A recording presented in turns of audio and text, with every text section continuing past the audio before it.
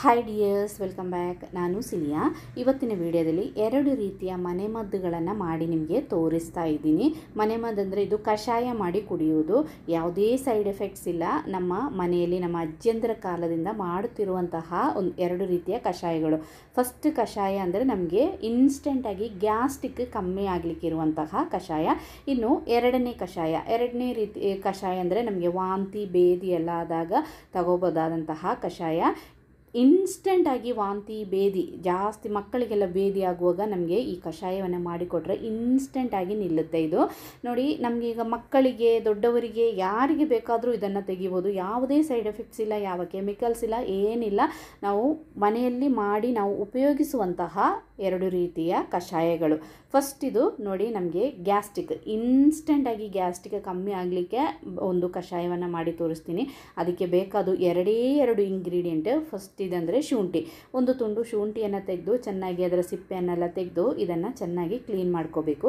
Clean ಮಾಡಿದ ಶುಂಠಿ ತುಂಡನ್ನು ಒಂದು ಕುಟ್ಟುವ ಕಲ್ಲಿಗೆ ಹಾಕಿ ಇದನ್ನು ಚೆನ್ನಾಗಿ ಜಜ್ಜಬೇಕು. ಮತ್ತು ಇನ್ನು ಎರಡನೇದು ನಮಗೆ ಬೇಕಾದ್ದು ಜೀರಿಗೆ. ಈಗ ಫಸ್ಟಿಗೆ ನಾವು ಶುಂಠಿಯನ್ನು ಇದೇ ರೀತಿ ಜಜ್ಜಿ ಸೈಡಿಗೆ ಇಟ್ಕೊಳ್ಳೋಣ. ಇನ್ನು ಒಂದು ಪಾತ್ರೆಗೆ ಅರ್ಧ ಚಮಚ ಜೀರಿಗೆಯನ್ನು ತಗೋಬೇಕು. ಜೀರಿಗೆ ಮತ್ತು ಶುಂಠಿ ಎಲ್ಲರಿಗೂ ಗೊತ್ತಿರೋ ವಿಷಯ, ಗ್ಯಾಸ್ಟ್ರಿಕ್ಕಿಗೆ ತುಂಬ ಒಳ್ಳೆಯದು. ಆದರೆ ಈ ಕಷಾಯ ಮಾಡುವ ರೀತಿ ಮಾತ್ರ ಸ್ವಲ್ಪ ವ್ಯತ್ಯಾಸ ಇದೆ. ಈ ಜೀರಿಗೆಯನ್ನು ಫಸ್ಟಿಗೆ ನಾವು ಉರಿಬೇಕು. ಹಸಿ ಜೀರಿಗೆ ಕಷಾಯ ಮಾಡಿ ಕುಡಿದ್ರೂ ಆಗುತ್ತೆ, ಅದಕ್ಕಿಂತ ಎಫೆಕ್ಟಿವ್ ಆಗುತ್ತೆ ಇದೇ ರೀತಿ ನಾವು ಜೀರಿಗೆಯನ್ನು ಉರಿದು ಕಷಾಯ ಮಾಡಿದಾಗ. ನೋಡಿ, ಜೀರಿಗೆ ಎಲ್ಲ ಸಾಸಿವೆ ಹೊಡೆದಂಗೆ ಇದೆ, ಚಟ್ಪಟ್ ಅಂತ ಹೊಡೆಯುತ್ತೆ ನೋಡಿ. ಆಮೇಲೆ ಇದು ಚೆನ್ನಾಗಿ ಕಪ್ಪಾಗಬಾರ್ದು, ಸ್ಲೋ ಫ್ಲೇಮಲ್ಲಿ ಉರಿಬೇಕು. ಯಾವುದೇ ಕಾರಣಕ್ಕೂ ಕಪ್ಪಾಗಬಾರ್ದು. ಎಲ್ಲ ಜೀರಿಗೆ ಸಿಡಿದ ಮೇಲೆ ಜೀರಿಗೆಯನ್ನು ಸ್ಟವ್ವಿಂದ ತೆಗೆದು ಇಟ್ಕೋಬೇಕು. ತಣ್ಣಗಾಗಬೇಕಾದ ಅವಶ್ಯಕತೆ ಏನಿಲ್ಲ. ನೋಡಿ, ಇವಾಗ ಜಾಸ್ತಿ ಕಪ್ಪಾಗಬಾರ್ದು, ಒಳ್ಳೆ ಬ್ರೌನ್ ಕಲರ್ ಆಗುತ್ತೆ. ಒಳ್ಳೆ ಚೆನ್ನಾಗಿ ಜೀರಿಗೆ ಸಿಡಿದೆಲ್ಲ ಫ್ರೈ ಆದ ಮೇಲೆ ಇನ್ನು ಇದನ್ನು ಡೈರೆಕ್ಟ್ ನಮಗೆ ಒಂದು ಪಾತ್ರೆಗೆ ಹಾಕೋಣ. ನಾನಿವಾಗ ಒಂದು ಸಾಸ್ ಪ್ಯಾನ್ ತಗೊಂಡಿದ್ದೀನಿ. ಅದಕ್ಕೆ ಉರಿದಿರುವ ಜೀರಿಗೆಯನ್ನು ಹಾಕಿದ್ದೀನಿ.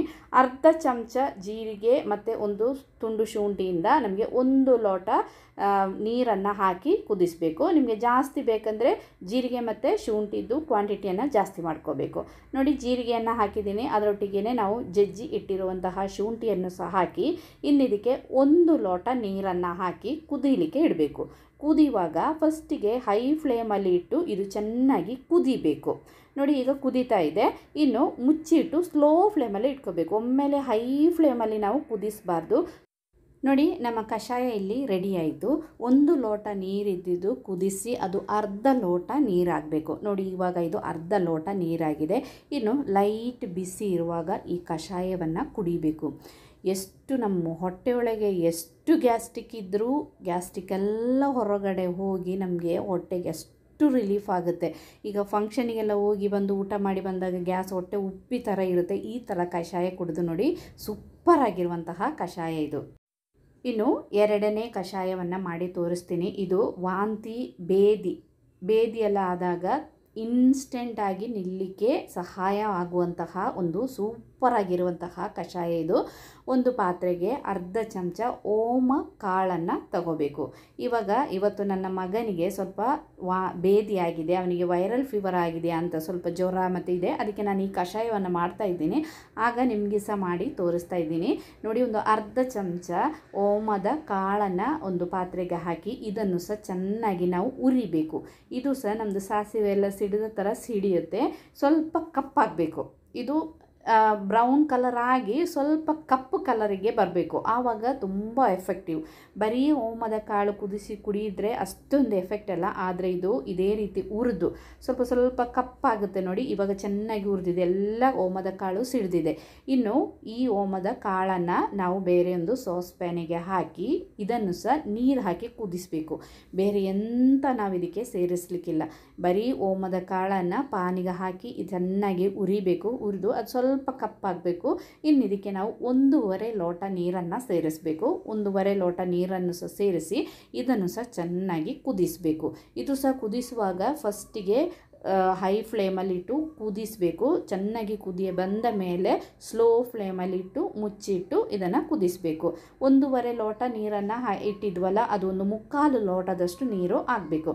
ನೋಡಿ, ನಾನಿವಾಗ ಚೆನ್ನಾಗಿ ಕುದಿಸಿದಾಯಿತು. ಇವಾಗ 1.5 ಲೋಟ ನೀರು ನಾನು ಇಟ್ಟಿದ್ದೆ, ಇದೀಗ 1/4 ಲೋಟದಷ್ಟು ನೀರಿದೆ. ಇನ್ನು ಇದನ್ನು ದಿನಕ್ಕೆ 3 ಸಾರಿ ಕುಡಿಬೇಕು. 3/4 ಲೋಟದಿಂದ 1/4 ಲೋಟ ನೀರನ್ನು ಬೆಳಿಗ್ಗೆ ಕುಡಿಬೇಕು, ಮಧ್ಯಾಹ್ನ 1/4 ಲೋಟ ನೀರು, ಮತ್ತು ರಾತ್ರಿ. ಇದು ಸ್ವಲ್ಪ ತಂಪಾಗುತ್ತೆ, ಅದಕ್ಕೆ ಒಮ್ಮೆಲೆ ಜಾಸ್ತಿ ಕುಡಿಬಾರ್ದು. 1/4 ಲೋಟ 1/4 ಲೋಟ 1/4 ಲೋಟ ಆಗಿ ಕುಡಿಬೇಕು. ತುಂಬ ಒಳ್ಳೆಯ ಒಂದು ರೆಮಿಡಿ ಅಂದರೆ ಇದು ಅಷ್ಟು ಒಳ್ಳೆಯದು. ಎಷ್ಟು ಭಯಂಕರ ಬೇದಿಯಾದರೂ ಸಹ ಇನ್ಸ್ಟೆಂಟ್ ಆಗಿ ನಿಲ್ಲುತ್ತೆ. ಒಂದು ಸಾರಿ ಕುಡಿದಾಗಲೇ ಇದು ಕಮ್ಮಿ ಆಗುತ್ತೆ, ಆದರೆ ಸ್ಕಿಪ್ ಮಾಡದೆ 3 ಹೊತ್ತು ನೀವು ಕುಡಿಲೇಬೇಕು. ಇಷ್ಟೇ ಇವತ್ತಿನ ವಿಡಿಯೋದಲ್ಲಿ. ಇಷ್ಟ ಆದರೆ ಲೈಕ್ ಮಾಡಿ, ಶೇರ್ ಮಾಡಿ, ಕಮೆಂಟ್ ಮಾಡಿ, ಸಪೋರ್ಟ್ ಮಾಡಿಲ್ಲ ಅಂದರೆ ಪ್ಲೀಸ್ ಸಪೋರ್ಟ್ ಮಾಡಿ.